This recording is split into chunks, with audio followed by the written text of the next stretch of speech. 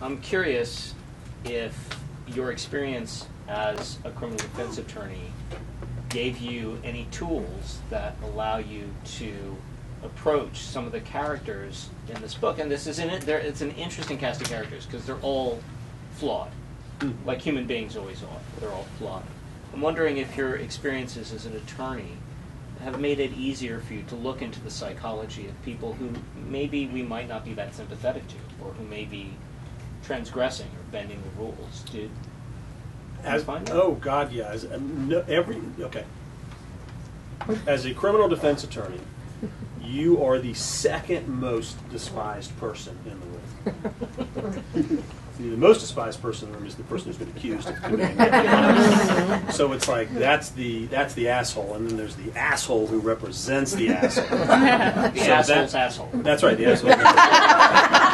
So we thought the title was a. Why did you go with that? That's the sequel, ladies and gentlemen. Asshole's asshole. It's going to be a lot darker, though.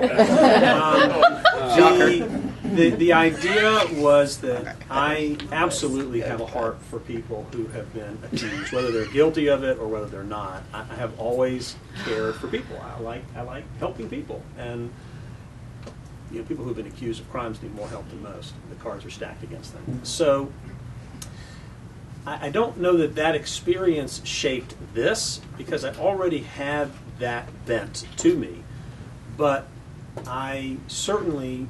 When I went to law school, I began to get a new perspective about something that was very personal to me, which was growing up with a mom under the circumstances that I've already shared with you.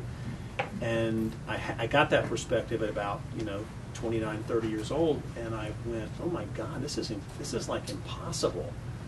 This studying and trying to become a lawyer, and then trying to work and become a lawyer, and then try to get a job, and then represent these horrible people that everybody despises, and you're supposed to stand up for them.